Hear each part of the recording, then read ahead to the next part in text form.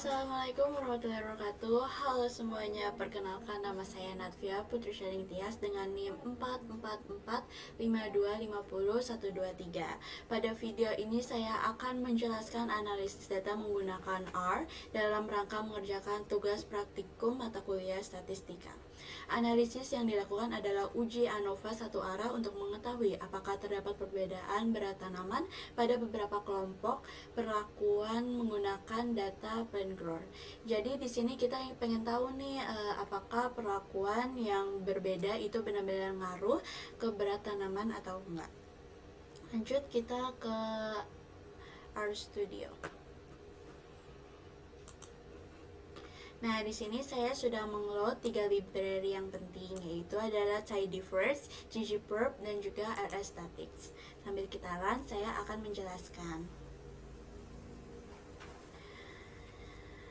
Nah, untuk Tidyverse ini fungsinya untuk memanipulasi data seperti filter, group, atau PP. Terus juga untuk ggplot ini digunakan untuk membuat grafik statistik seperti boxplot dan ggplot. Sedangkan untuk library RSstatistics ini digunakan untuk uji statistik seperti ANOVA, Turkey, Shapiro, dan Levene. Jadi library ini ibarat tools utama buat olah data sampai analisis. Kemudian saya juga memanggil dataset Plancron yang akan digunakan. Nah, selanjutnya saya akan mencopas para sintaksnya dari data ANOVA ini. Ini semuanya dicopas dari awal sampai akhir karena saya sudah ada datanya, jadi langsung saja saya copas. CTRC, terus CTRL. Saya di sini akan menjelaskan per sintaknya. Sintaks nomor 5 ini berfungsi untuk memastikan hasil random tetap sama. Sedangkan untuk sampel n by ini berfungsi untuk mengambil sampel dari setiap kelompok. Ini tuh cuma buat lihat contoh data dari tiap grup, bukan analisis utama. Nih kayak gini nih, ini contoh datanya. Next, untuk sintaks nomor 7 itu berfungsi untuk melihat kategori dalam variabel. Jadi kita run.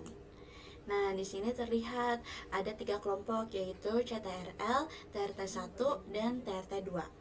Selanjutnya untuk sintaks dari nomor 8 sampai nomor 89 ini berfungsi untuk mengatur aturan urutan faktor agar tidak acak saat divisualisasikan, biar nanti grafiknya tuh urut dan enak dilihat.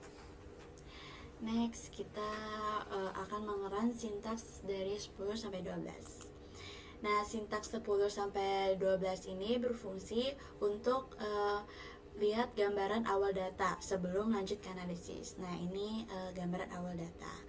Nah, group by group ini berfungsi untuk mengelompokkan data, sedangkan get summary ini berfungsi untuk menghitung mean dan standar defisiensinya. Nah, di sini terlihat bahwa ada meannya segini. Next, sintaks nomor 13 ini berfungsi untuk melihat menampilkan distribusi data dalam bentuk boxplot. Nah, garis tengah ini adalah median, kotaknya itu adalah Q1, Q3, dan titik itu adalah outliner. Kelompok TRT2 ini memiliki median paling tinggi, sedangkan CTRL di tengah dan TRT itu paling rendah. Dari grafik ini udah kelihatan kalau TRT2 itu paling unggul, tapi ini masih visual, belum tentu signifikan. Next, kita lanjut. Nah, untuk yang ini berfungsi untuk mendeteksi data yang menyimpang dari pola umum. Kalau ada outliner bisa mempengaruhi hasil analisisnya. Next, untuk sintaks nomor 17. Ini udah termasuk uji asumsi. Nah, kita run. Nah, fungsinya ini untuk membuat model linear antara way dan group. Model ini nanti dipakai untuk cek asumsi dan ANOVA. Next, untuk sintak nomor 19 ini berguna untuk melihat apakah residual berdistribusi normal. Dari visualnya itu titik-titik mengikuti garis diagonal, berarti data itu mendekati distribusi normal, artinya data kita itu masih aman. Next, kita bakal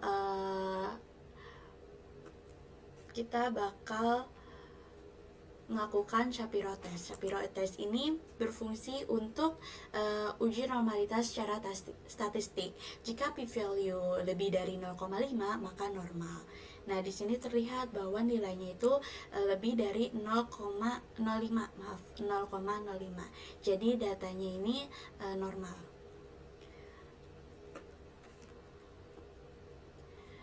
Nah, di sini gunanya sintaks dari 23 sampai 25 ini untuk melihat apakah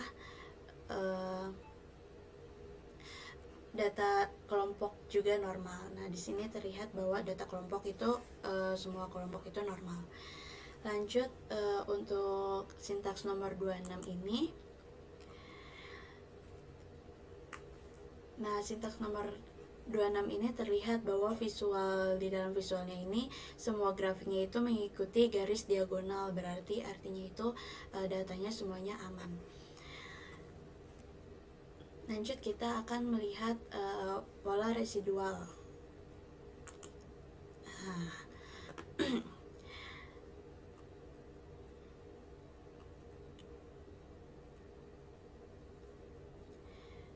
Nah, sintaks nomor 27 ini berfungsi untuk melihat pola residual terhadap fitted values.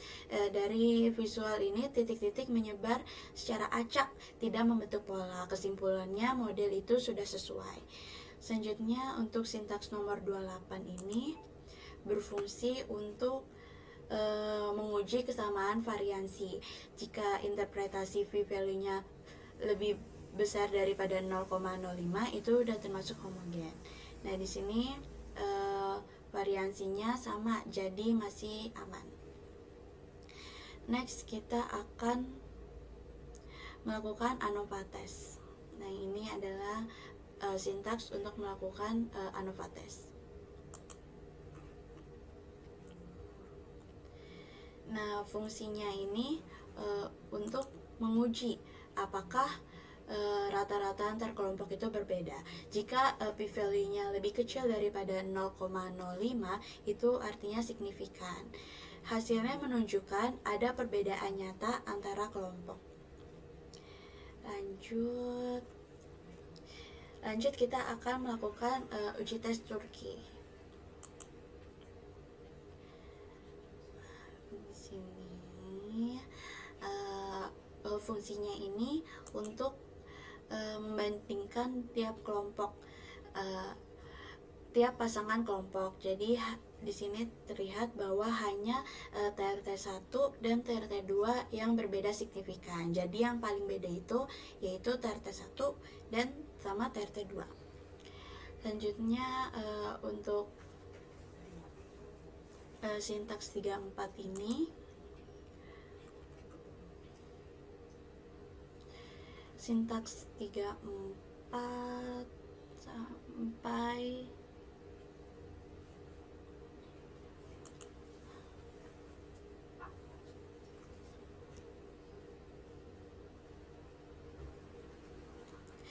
dari sintaks 34 sampai sintaks 41 ini berfungsi kalau misalnya yang ADXY position ini berfungsi untuk posisi table, dan kalau misalnya yang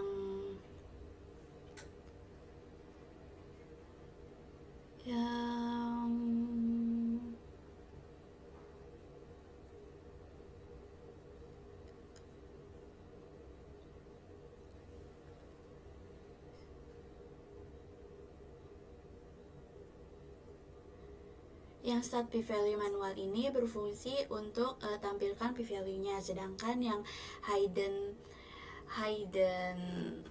hide and S ini berfungsi untuk sedangkan yang hide and S ini berfungsi untuk melihat perbedaan yang signifikan. Dan di sini kelihatan jelas yang beda cuma TRT1 dan TRT2. Lanjut kita run.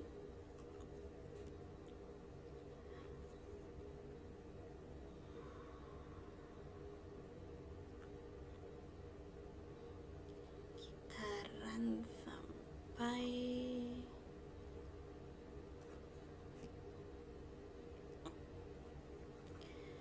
run lagi dan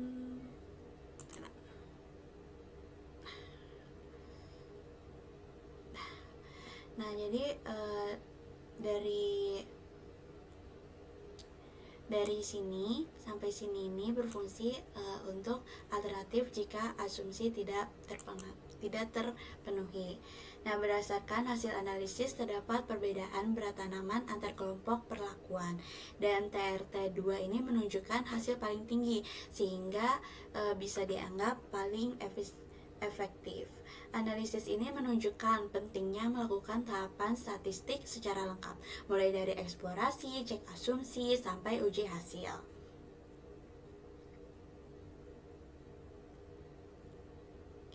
Sekian presentasi dari saya. Wassalamualaikum warahmatullahi wabarakatuh.